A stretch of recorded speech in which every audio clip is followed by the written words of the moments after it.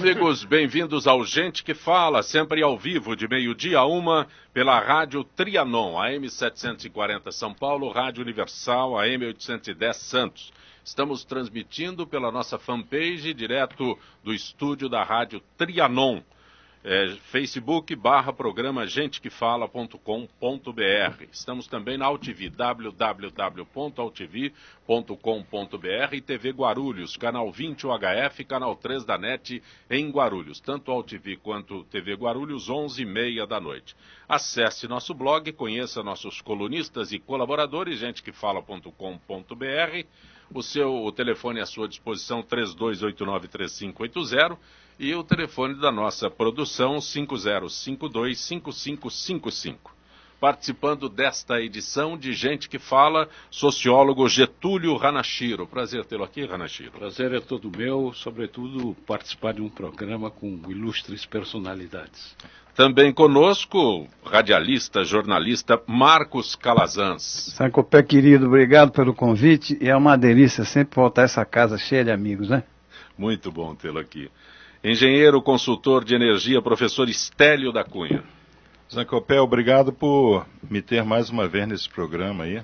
Será uma discussão, eu tenho certeza que muito proveitosa para todos os nossos ouvintes e viewers, né? Que nós estamos ao vivo pelo Face, né? Perfeito. Nós estamos ao vivo pelo Face.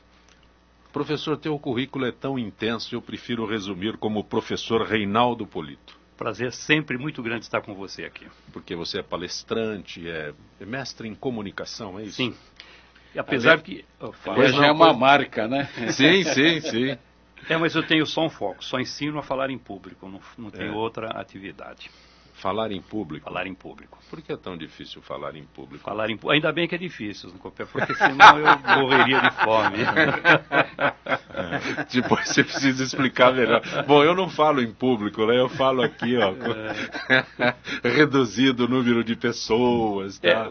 Está brincando, mas quantos que falam para milhões de pessoas em estúdios e quantos têm que enfrentar uma plateia sentem dificuldade depois? Pois não, Hanashiro, você ia fazer o Reinaldo Polito é uma marca, você não precisa abrir o currículo deles, simplesmente dizer Reinaldo Polito, que todo mundo já o conhece e já sabe da trajetória dele nesse campo. Depois você vai explicar direitinho como eu faço para me dirigir a multidões, aquele tipo de coisa. Perfeitamente, Pode será ser? Um prazer. Terei uma... Posso aproveitar o momento para ter uma aula aqui? Sem dúvida. Já. Bom, quase 2 anos e meio após a eleição, começou nesta manhã o primeiro julgamento de uma chapa presidencial da história do Brasil. Caberá ao Tribunal Superior Eleitoral determinar se Dilma Rousseff e Michel Temer abusaram do poder político e econômico na campanha de 2014.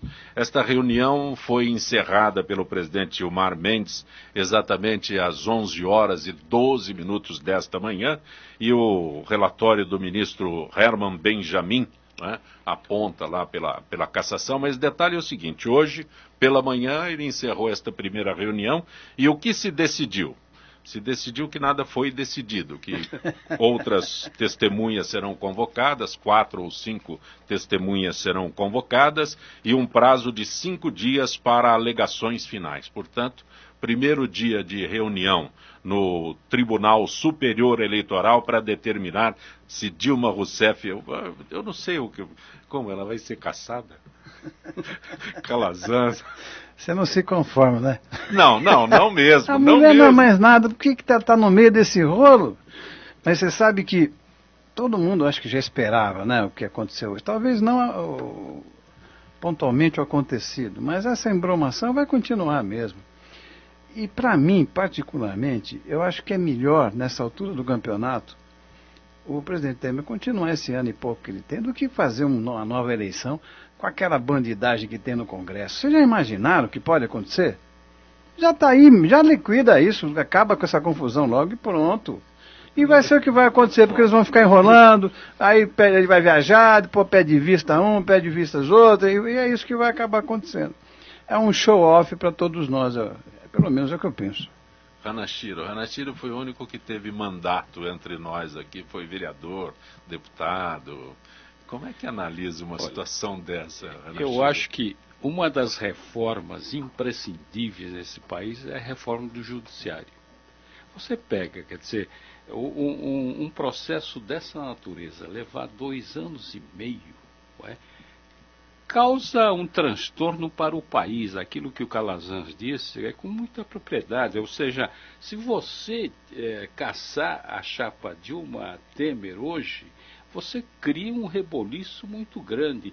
E sobretudo, uma situação em que praticamente todo o Congresso Nacional está envolvido no Lava Jato. Quer dizer, que legitimidade terá esse Congresso para indicar um novo presidente da República? Então, o que eu acho é o seguinte, eu acho que há uma tentativa de protelar ao máximo a decisão do caso, até porque eu acho que há um certo consenso de que é preciso ganhar tempo. Porque veja o seguinte, a economia aparentemente está entrando nos eixos. Ou seja, se o governo conseguir passar a reforma da Previdência, praticamente o ajuste fiscal estará feito. Isso significa que em certa medida, nós vamos ter um descolamento da economia com a política. A política vai ser essa barra funda que estamos verificando, todo mundo tentando se salvar, todo mundo tentando manter o foro privilegiado, tá certo? E todo mundo buscando a reeleição. Mas, do ponto de vista político, eu não espero grandes coisas. Agora, do ponto de vista da economia, se a equipe econômica conseguir manter este ritmo, nós vamos ter, ao longo do processo, um descolamento, como eu disse, da economia e da política. E aí você tem um país que pode atravessar o Rubicão, quer dizer, chegar em 2018, uma eleição presidencial, com uma nova legitimidade, e capaz de suportar essa crise. Muito bem. Professor Stélio. Zancopé, irmãos de mesa, é mais um episódio dos Simpsons, né? Porque o nosso ministro aí Mendes, né? Gilmar Mendes é um personagem dos Simpsons. Superior Eleitoral. É um personagem dos Simpsons.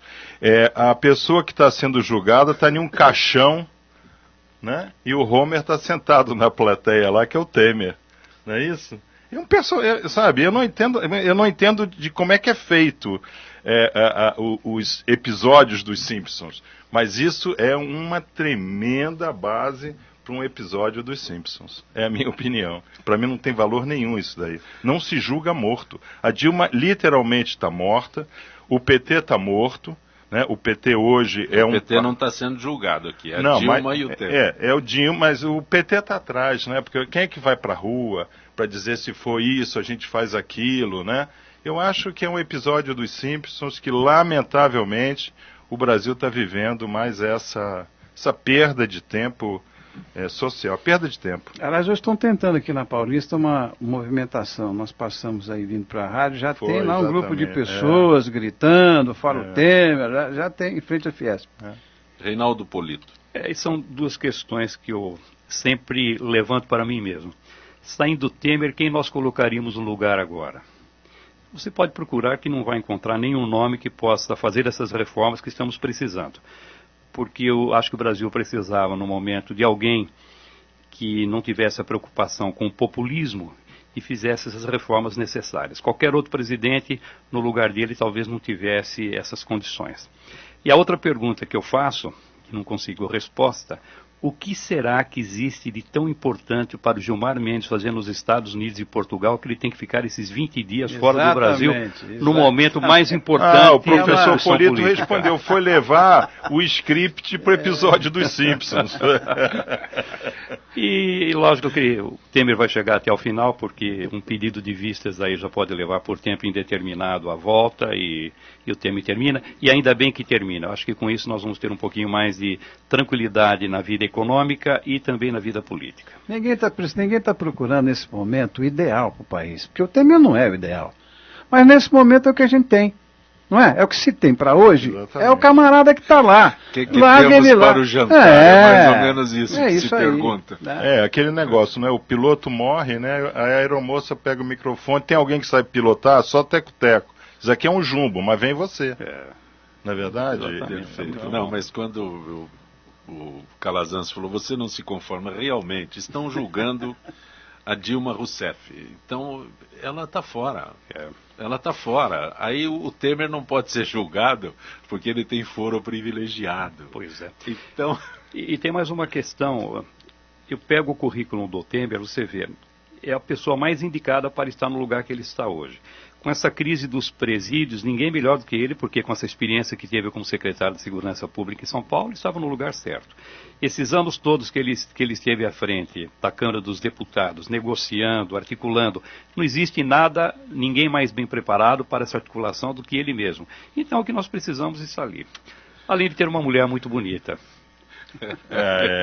É o ponto forte dele. Pois é. Professor Estélio da Cunha. Aliás, o professor Estélio aqui no Gente que Fala foi um dos raríssimos que disse que o Trump seria o presidente dos Estados Unidos. Puxa vida. Ele assinou decreto executivo da independência energética, revendo medidas de Barack Obama para diminuir as emissões de gases de efeito estufa. Eu me referi ao professor Estélio, mas não exclui o Calazans, o Polito, nem o Ranachiro.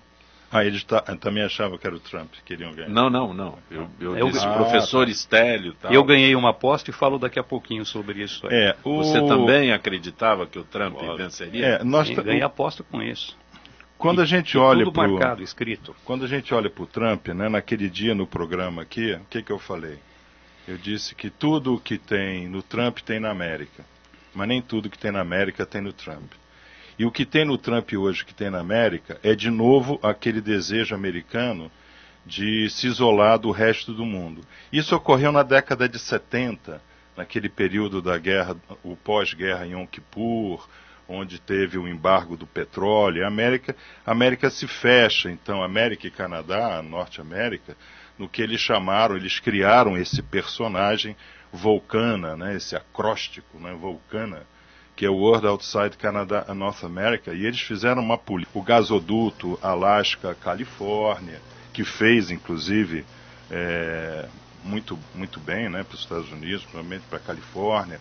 Começaram a investir pesadamente na tecnologia de produção de xisto, né, porque o Canadá é a maior reserva de xisto do planeta, acabou levando o Canadá a terceira maior reserva de petróleo no mundo, interligaram todos os pipelines, de modo que a América pudesse ficar, esse World Outside, né? Quer dizer, América e Canadá, pudesse ser uma entidade para chamar o resto do planeta de ET. Então nós somos ETs. Nós não estamos lá, somos ETs.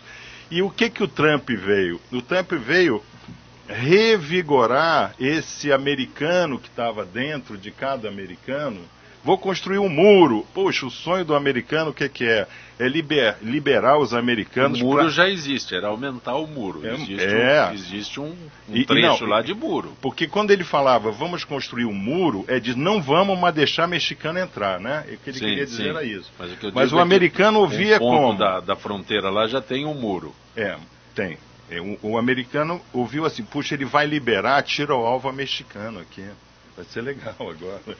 Nós vamos poder sair na rua pegando o mexicano. E agora o Trump também quer liberar, pegar os árabes, né? Isso é uma coisa que o americano traz dentro dele, gente. A gente não pode se esquecer. Então, quando o Obama ele assume a presidência americana, ele começa a tirar isso que na Kabbalah nós vamos chamar do egoísmo extremo, né? Esse egoísmo extremo da sociedade americana para com ela própria. Por quê? Porque quando a América segmenta tudo, por exemplo, se o Calazans é PT e eu não sou PT, eu não vou sentar com ele aqui. Não vou sentar com ele aqui, porque ele não é do meu segmento. Então a América segmentou tudo. Na hora que a América segmentou tudo, a sociedade americana perdeu o poder de comunicação entre segmentos. Cada segmento vive por si próprio. Então eu tenho uma marca para gay. Então é gay que usa, né? Então o Obama tentou mudar isso daí. O que o Obama fez? O Obama não aprovou o pipeline, né, que vem lá do Canadá até o Texas, não aprovou. Ele foi muito rigoroso na política de carvão nos Estados Unidos, e ele levou para o Congresso americano que existe uma coisa chamada aquecimento global. E o americano não acredita no aquecimento global. sabe? E muito menos o Canadá, porque o aquecimento global, quem mais ganha é o Canadá. Porque o Canadá era 1/3 da sua área era agriculturável e já está em 2/3, porque o aquecimento global está dando terra para o canadense. Então o canadense está feliz. Então o que acontece, Zancopé? O aquecimento global, ele é uma verdade. Nós não podemos esquecer isso, tá? E como é que funciona? Nós sabemos, vamos assim usar o termo mais simples, nós sabemos que Deus não se apresenta para a gente toda hora. Ele se apresenta de uma forma refletida e distorcida, que é a natureza. E ele se apresenta de forma progressiva. Então a natureza está se apresentando para nós de forma progressiva. E isso está acontecendo. A Colômbia teve agora um desastre ambiental 3 vezes maior do que Mariana, né? O presidente da Colômbia, a primeira palavra dele diz: isso é resultado do aquecimento global. Hoje, mas não foi provocado como foi Mariana. Não, aí já é o homem coisa. Diretamente, né? Sim. Tá? Mas já é o homem indiretamente, né? Então hoje, por exemplo, vai entrar verão na Europa, os navios não precisam mais contornar o Cabo da Boa Esperança para ir até a Ásia. Ele já vai por cima pelo Ártico. E nós dissemos que isso ia acontecer nesse programa há 10 anos atrás, não foi? Sim. Tá? Então, a gente liga a CNN e está lá uma imagem toda de névoa. O que é isso? Xangai ao meio-dia, onde o pessoal não pode mais respirar na rua. Decreta deixar os automóveis em casa, fecharem as fábricas, pararem as construções. O Himalaia já perdeu 12% lá do gelo dele. Aí você tem todas essas inundações na Índia e na China. Então a natureza, ela vem nos mostrando de forma progressiva que o aquecimento global existe. Quando o Trump assina isso daqui, ele está assinando de novo que a América quer continuar a ter todo o conforto que nenhum lugar do planeta tem, a um custo energético muito barato, queimando tudo que fizer pau de fogo. Você entendeu? Enquanto que na América, ao meu entender, é o único país do planeta que tem condições tecnológicas de chegar a soluções de energia solar, energia eólica e energia das marés antes de qualquer outro país no mundo. Reinaldo Polito. Vamos lá. Os Estados Unidos nunca se preocuparam muito com questões ambientais. Eu me lembro que na Eco 92, quando o Bush veio para cá, teve um discurso maravilhoso, mas não assinaram uma vírgula sequer que pudesse beneficiar o meio ambiente. Então isso já é tradicional. Mas o discurso foi bonito. O discurso foi bonito. O Trump, pelo menos agora, está falando às claras aquilo que eles pensam. O Trump, tem gente que pensa que ele é burro, que ele é imbecil. É uma pessoa extremamente inteligente. Ninguém chega à presidência dos Estados Unidos sendo bobinho.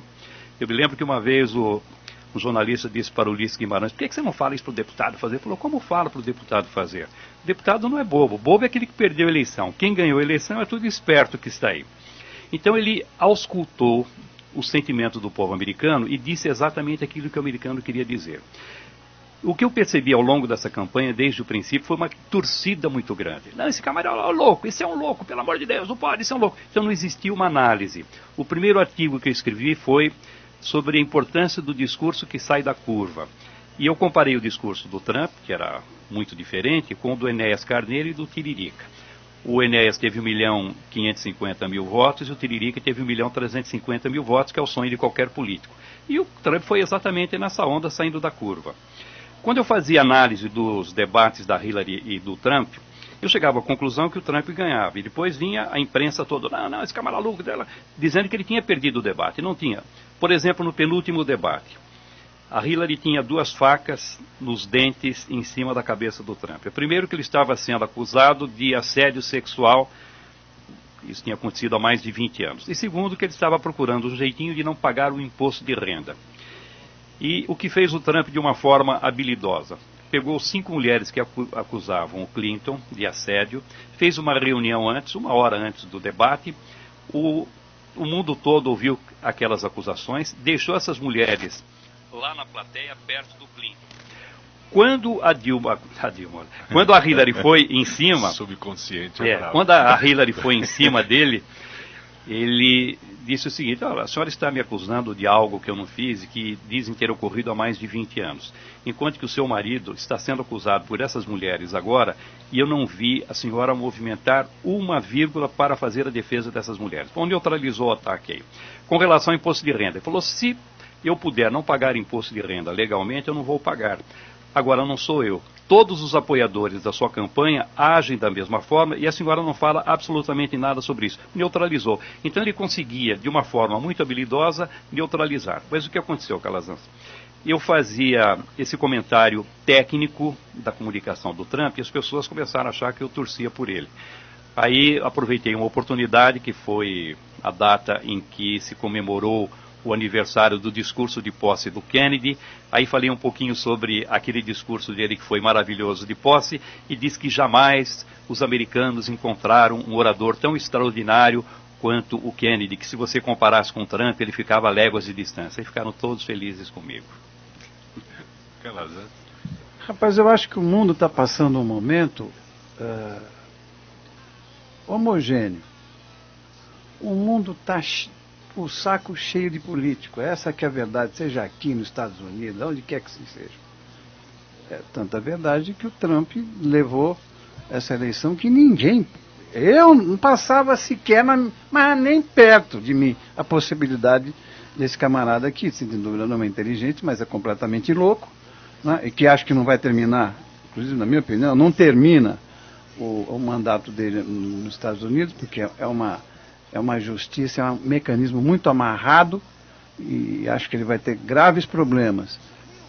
E como aconteceu aqui agora para a Prefeitura de São Paulo, e vai acontecer, ninguém aguenta mais esse sistema político que foi implantado no mundo todo, rapaz.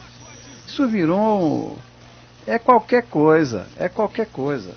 O camarada já entra, já vai pensando em roubar.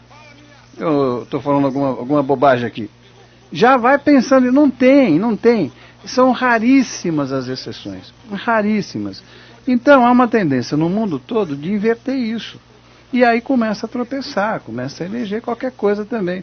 Risco que nós vamos ter agora, em 2018, no Brasil. E já se fala no Dória para presidente. Nós vamos ter esse risco no Brasil agora. Essa bola eu cantei no começo de novembro, está registrado também, que Dória seria presidente em 2018. Em novembro. Cuidado com a minha boca.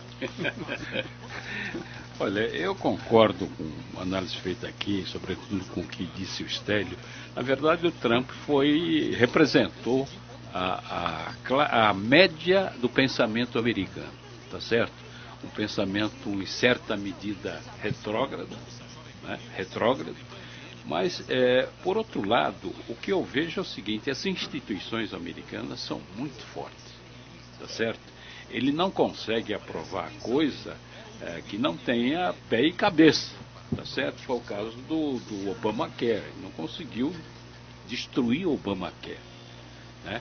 Coisa que ele está tentando fazer. E mesmo nessa questão ambiental, veja você, já existe uma certa consciência, primeiro na comunidade intelectual, comunidade científica americana. Não chegou ainda a grande classe média americana, mas vai chegar. Tanto é que a pesquisa de opinião já mostra que o Trump está com 32% de mais baixo ainda, não é? Está baixando consideravelmente. Agora, o grande lance realmente vai ser toda a relação comercial que ele for estabelecer. Ele quer fechar os Estados Unidos, ele primeiro precisa combinar com os chineses. Exatamente. Tá certo? Com os chineses, com as próprias multinacionais americanas que fabricam com a mão de obra chinesa. Né? Mas nisso, Hanashiro, acho que o Brasil leva uma certa vantagem. Não. O Obama, por exemplo, o que fez o Obama em benefício do Brasil? Que tipo de abertura ele deu? Ele não aprovou absolutamente. Ele quebrando esses acordos comerciais que ele tem, ele abre uma porta de negociação do Brasil com os Estados Unidos e com os outros países não, também. Eu acho que o Brasil atravessa um momento positivo. Quer dizer, está numa situação neutra em relação ao Trump. O Trump tem interesse aqui no Brasil, tem investimento aqui no Brasil, tá certo? Certamente não vai criar dificuldades, tá certo? O único que falou mal dele foi o Sérgio, já saiu. Pois é, e ao mesmo tempo eu acho que a negociação bilateral Brasil e Estados Unidos realmente vai avançar, tá certo? Isso vai abrir uma perspectiva muito grande. Agora, mais do que isso, o que eu vejo no Brasil é o seguinte: o Brasil vai ser e é hoje o grande celeiro, o grande fornecedor de proteína do mundo.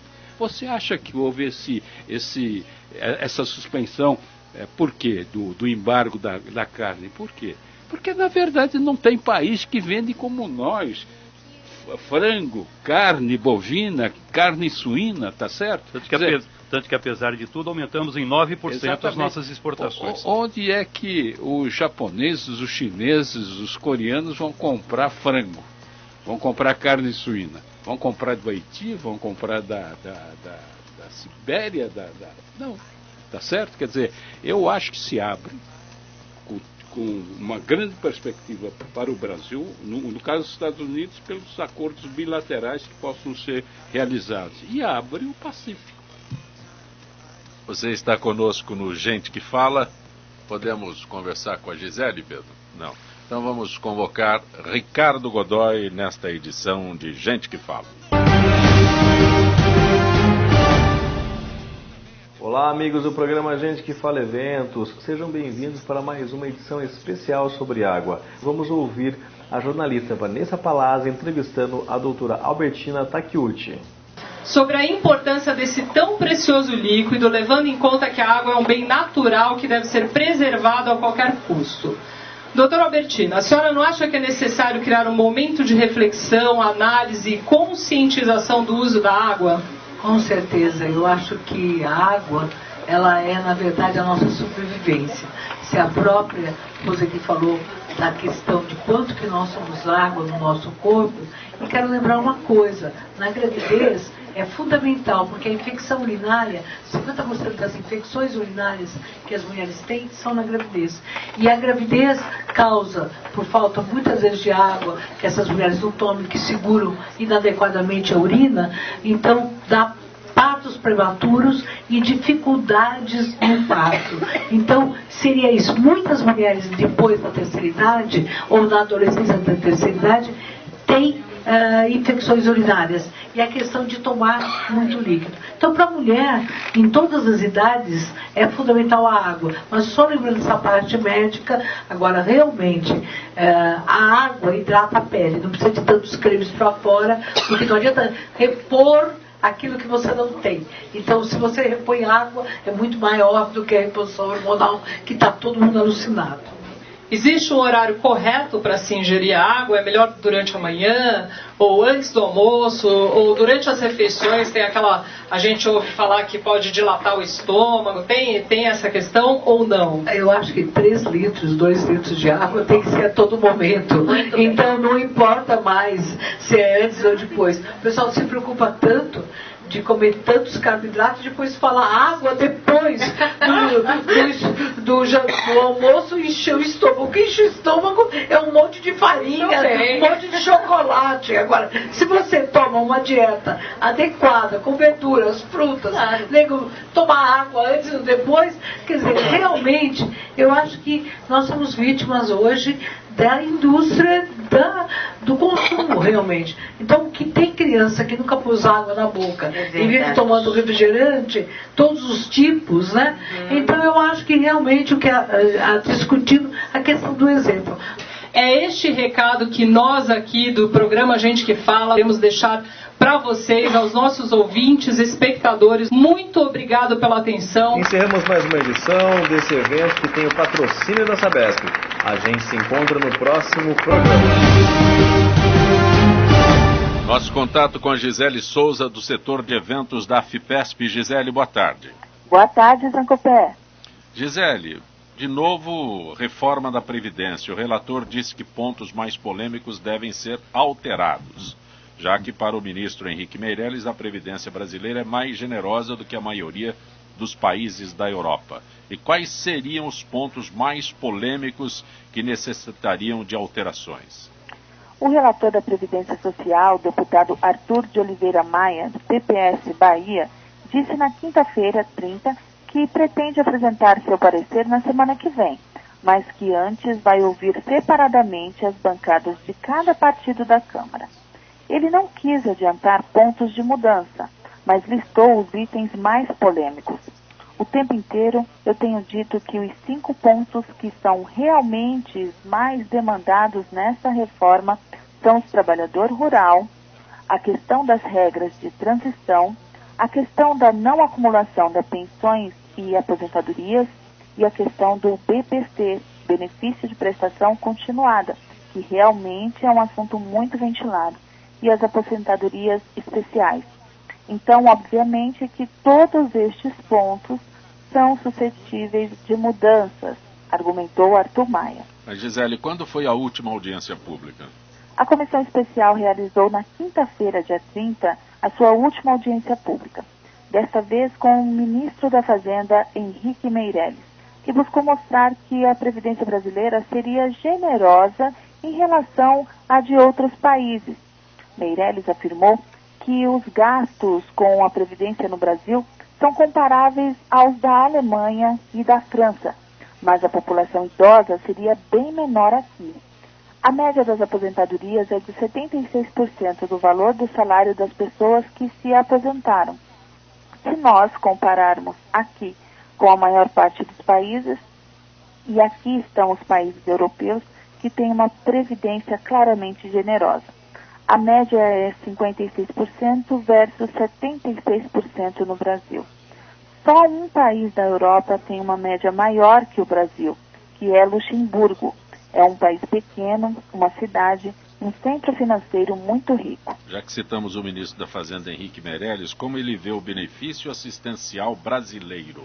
O ministro disse que o benefício assistencial brasileiro, o chamado BPC, corresponde a 33% da renda média do brasileiro, enquanto na Alemanha é de 12% e nos Estados Unidos 16%.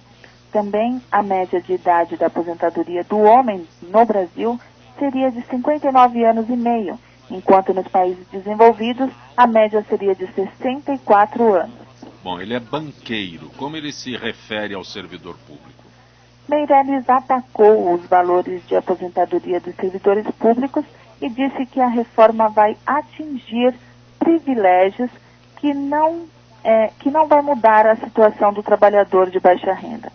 Já o deputado Assis do Couto, do PDT do Paraná, rebateu, dizendo que a reforma, por exemplo, desvincula a pensão por morte e os benefícios assistenciais do salário mínimo. Não me oponho a reformas.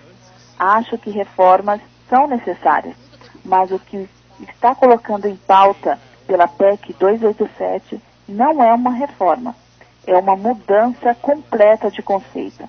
Então, não se trata de uma reforma, trata-se de uma mudança que, inclusive, nem cabe a nós, parlamentares não eleitos, para essa finalidade fazê-lo. Não é uma emenda à Constituição. Trata-se de uma mudança radical no conceito constitucional do Constituinte de 88. Gisele Souza, setor de eventos da FIPESP, agradeço mais uma vez tua gentileza com o nosso Gente que Fala. Boa tarde, Gisele. Boa tarde, Zancopé, e o nosso boa tarde a todos os ouvintes do Gente que Fala. Essa parceria com a FIPESP trazendo informações não apenas ao associado, mas ao público em geral. Conosco hoje, nesta edição de Gente que Fala, o radialista Marcos Calazans, o engenheiro consultor de energia, professor Estélio da Cunha, o sociólogo Getúlio Hanashiro e também o palestrante mestre em ciências da comunicação, professor de expressão verbal, como disse o Hanashiro, o nome resume tudo, Reinaldo Polito. Você tem vários livros. 29 livros. E recentemente eu fiz a reedição com uma obra totalmente modificada do livro Como Falar Corretamente Sem Inibições. Esse livro ficou 3 anos e meio nas listas dos mais vendidos, chegou agora a 600 mil exemplares vendidos, foi publicado em vários países, Portugal, Colômbia, Espanha, na Rússia, ficou na lista dos mais vendidos na Rússia também. Então essa 112ª edição do livro, totalmente reformulada. Como é que é seu nome lá, se não tem o R? Pois é, uma loucura. Em russo eu só sei falar uma palavra, Zancopé. Sogra. Sabe como é, não? Só estorva. Você tem, antes que você fale dos outros livros, você tem outros exemplares? As pessoas que estão participando, eu posso presentear alguns ouvintes aqui com um livro teu? Sim, eu vou deixar aqui, você pode sortear, presentear como você achar melhor. O outro livro. Então, esse eu acabei de lançar, agora estou escrevendo com minha filha Raquel Polito, e acabei de lançar o livro Oratória para Líderes Religiosos. Esse livro exigiu muita pesquisa e um trabalho enorme, porque eu queria que todas as religiões pudessem utilizar. Então se eu coloco o santo, eu perco os evangélicos. Então você imagina, quando eu faço uma citação a Santo Agostinho, eu preciso chamar de Agostinho, parece o coleguinha de escola. Então Agostinho de Hipona, que realmente escreveu uma obra maravilhosa, Doutrina Cristã, que foi muito utilizada. E tive que segurar muito para não usar demasiadamente Antônio Vieira, porque, sem dúvida, Vieira ministrou a melhor aula de oratória para pregadores que se tem notícia. Foi o Sermão da Sexagésima, em 1655, e um dos conceitos que ele aborda ali, você imagina se nós colocássemos hoje na política brasileira. Ele diz assim no sermão: sabem, padres, pregadores, porque fazem pouco abalo os nossos sermões? Porque nós pregamos apenas aos ouvidos, nós não pregamos aos olhos. Sabem por que o Batista convertia tantos pecadores?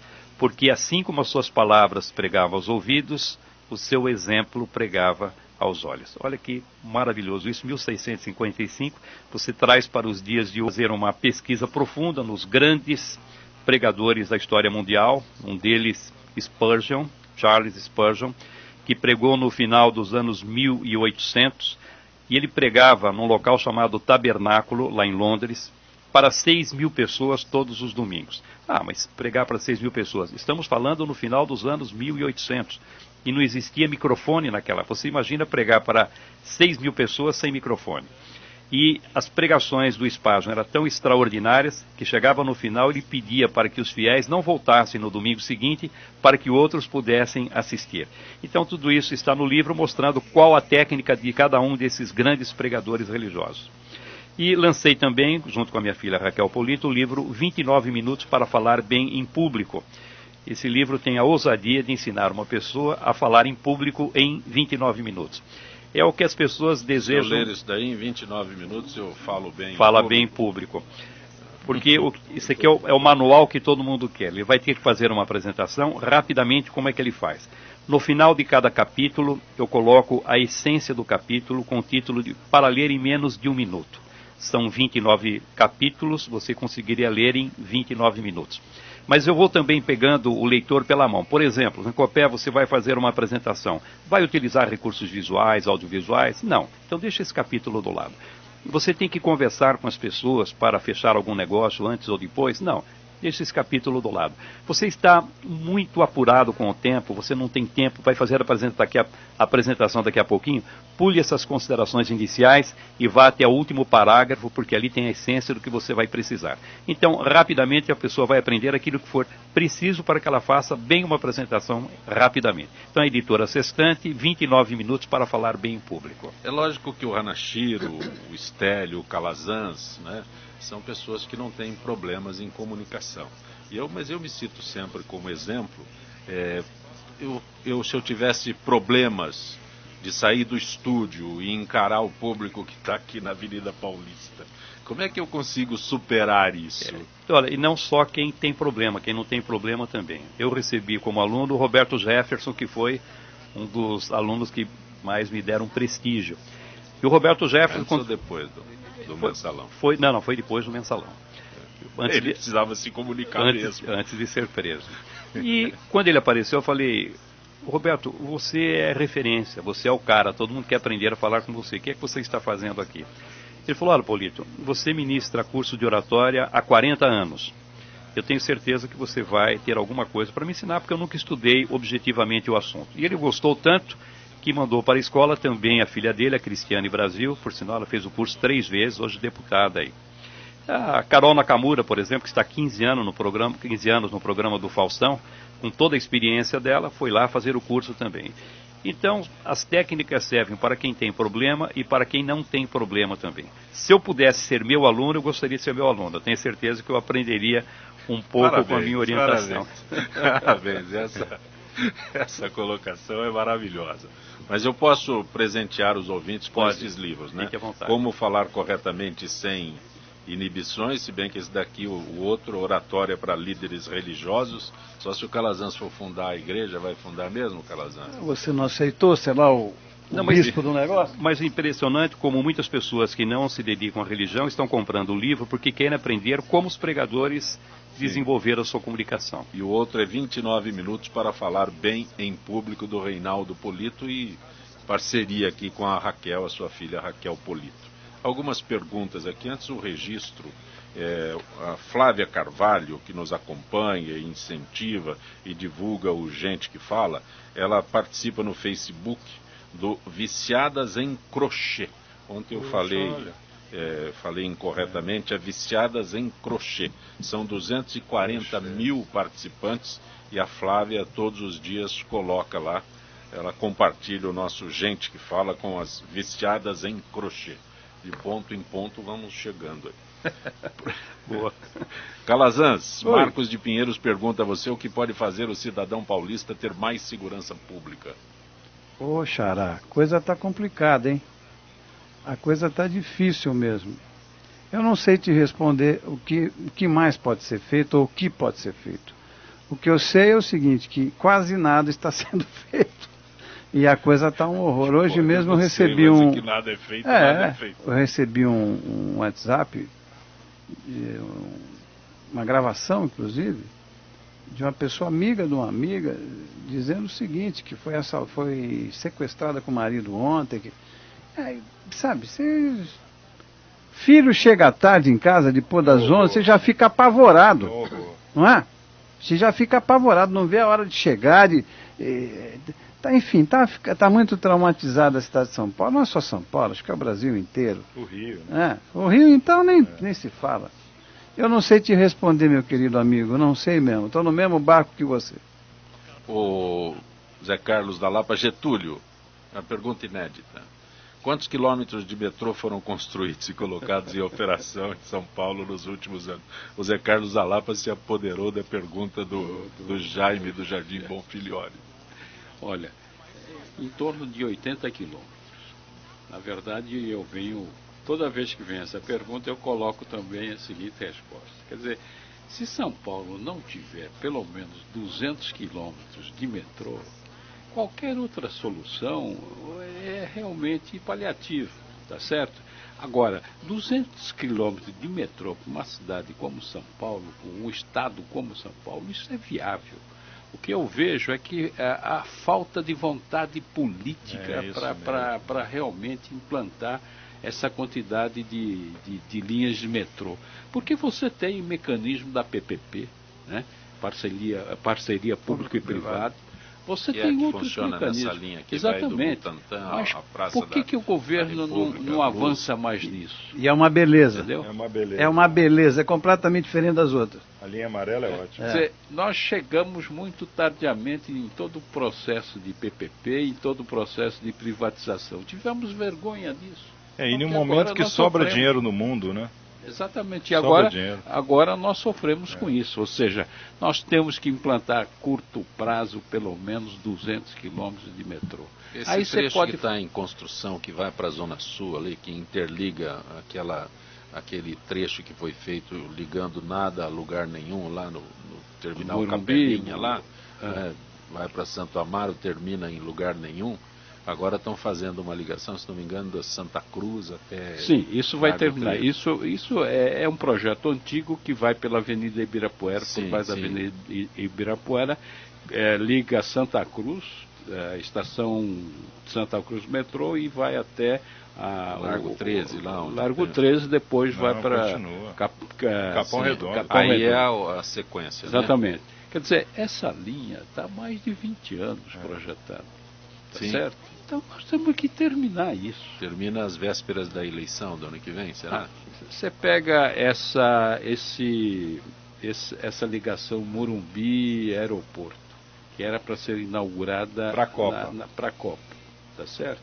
Agora vai para 2020 e sei lá se não vai para as calendas gregas, entendeu? Quer dizer, é preciso a própria população se mobilizar em termos de exigir o término dessas obras, porque parte de recurso o governo pode se mobilizar através das PPPs. Polito, Juliana das Perdizes pergunta se figuras como Carlos Lacerda e Jânio Quadros podem ser considerados referências na comunicação verbal. Pode ser considerado referências, e é interessante ela fazer essa pergunta porque são dois estilos distintos. E o Jânio Quadros, com aquele vocabulário dele empolado, quando ele poderia, mas que lá na Vila Maria ele tinha um vocabulário simples que tocava o coração das pessoas. E aquele jeito interessante dele de falar conquistava as pessoas. E o Carlos Lacerda, briguento, sempre muito envolvente. Se você for no meu carro, você vai ver fitas de cassete ainda. Tem onde tocar no carro? Tem lá, carro antigo tem. E com os discursos do Carlos Lacerda. Então eu fico ouvindo para verificar que tipo de técnica ele utilizava na comunicação. A velocidade dele de raciocínio era extraordinário. Eu não gostaria de ter o Carlos Lacerda como oponente. Ele realmente Deixa eu fazer um comentário. Polito é dessa época, portanto, E o discurso de Fidel Castro? Fidel Castro. Eu escrevi vários artigos sobre o Fidel Castro, falando sobre... Porque todo mundo que fala de Fidel Castro fala, nossa, ele falava muito, ele falava 7 horas e meia. Só que ele conseguia segurar o povo durante 7 horas e meia. Silvio Santos consegue segurar durante 10 horas, por que ele não pode segurar durante 7 horas e meia? Eu vivi no Chile, estava exilado no Chile, quando houve a visita dele. Ele fez um discurso de 6 horas. Eu fiquei vendo pela televisão durante 6 horas. Pronto, está aí. Eu me lembro quando ele foi na ONU... Você não se desgrudou da TV? Quando ele foi na ONU... ali tinha tempo de apresentação, e aquela plateia com príncipes, com presidentes dos países mais importantes, e ficaram de olho no Jânio Quadros. No Fidel Castro. Como é que ele que fala durante 7 horas e tanto, vai se comportar para falar durante 5 minutos? E ele chegou, deu uma olhada para a plateia, tirou o lenço do bolso, porque ali havia na mesa lâmpadas, a lâmpada verde, tempo livre, a lâmpada amarela, na hora de parar. Então ele pegou o lenço, colocou em cima das lâmpadas e disse, isso aqui não é para mim. Todo mundo riu, ele falou o tempo que quis lá. No Congresso, Carlos Lacerda discursando aí, teve uma parte, alguém disse a ele assim, o senhor é um purgante, ele repetiu, o senhor é o efeito. É verdade. A velocidade verbal dele O melhor era o debate dele com Eloy Dutra. Sim. Vocês lembram? Sim. Lacerda e Eloy Dutra. Eloy Dutra também era um grande orador, brilhante orador. Tribunos fantásticos naquela época. Tem um caso interessante, eu tenho 30 segundos para contar. O Jânio participando de um evento meu e a plateia já muito cansada. E ele percebeu que estava perdendo a plateia. Então ele, em um determinado momento, para recuperar o público, ele contou essa história. Recorda-me, por exemplo, quando eu fazia uma conferência em uma das faculdades de São Paulo, eu chamo a conferência pomposamente a uma palestra. Aluno que me interpelou pouco mais ou menos assim. Você poderia dizer-me? Eu cortei o cerce. Disse, você é uma contração do pronome vossa mercê, muito utilizado pelos senhores contra os escravos. Já ouviu falar em Benjamin Franklin? Não. Eu não me refiro ao inventor dos para-raios. Eu me refiro ao orador, ao diplomata. E ele disse com propriedade que a intimidade só produz aborrecimentos e filhos. E com o senhor não desejo nem uma coisa nem outra. Quem quer deixar de prestar atenção é alguém que se apresenta dessa forma. Registrando aqui é do Paulo Pires Pereira, Leonardo Novaes, Williams Oliveira e o pessoal da Grande Oriente, mandando um abraço ao Estélio da Cunha. Vamos ao intervalo convocando Ricardo Godoy. Olá, amigos do programa Gente que Fala Eventos. Sejam bem-vindos para mais uma edição especial sobre água. Vamos ouvir a jornalista Vanessa Palazzi entrevistando a psicóloga Suzy Camacho. Sobre a importância desse tão precioso líquido, levando em conta que a água é um bem natural que deve ser preservado a qualquer custo. Ô Suzy, olha, o Dia Mundial da Água que foi criado pela ONU, que é a Organização das Nações Unidas. É um bem natural da humanidade, mas parece que o homem não se preocupa muito com a sua preservação. Joga lixo nos rios, riachos, lagoas, etc., como se a água não tivesse importância alguma. Como educar as pessoas a cuidarem melhor do nosso meio ambiente, principalmente da nossa água? Nossa, com certeza. Eu tive uma experiência, eu fiquei no Camboja umas 3 semanas. Gente, nós temos que agradecer o que nós temos aqui no Brasil. Vocês não sabem que o Camboja praticamente ele fica imerso em água, aquilo é um pântano constante. E o desespero daquelas pessoas para tomar água era uma coisa impressionante. Isso porque eles já evoluíram muito. Então aqui no Brasil, se a gente pensar, nós temos assim, no mundo, 7 bilhões de habitantes. Vamos pensar que 2 bilhões não tem água ou não tem água em condição de ser potável. Então nós temos aqui com esses rios maravilhosos que a gente possui uma quantidade de água fantástica e nós temos que ensinar as nossas crianças, os nossos filhos a utilizarem adequadamente. Em São Paulo nós tivemos aquela crise que todo mundo se lembra e foi um grande aprendizado. Eu espero que as pessoas não se esqueçam disso. Todo mundo começou a utilizar a água de uma maneira mais racional. Então vamos ensinar essa parte de racionalizar a utilização da água, pensando que a água é um bem finito. E nós estamos terminando com a água potável. A gente vê lá em Barcelona em 2008, nós tivemos aí uma crise muito mais séria até do que nós tivemos aqui em São Paulo há 2 anos atrás.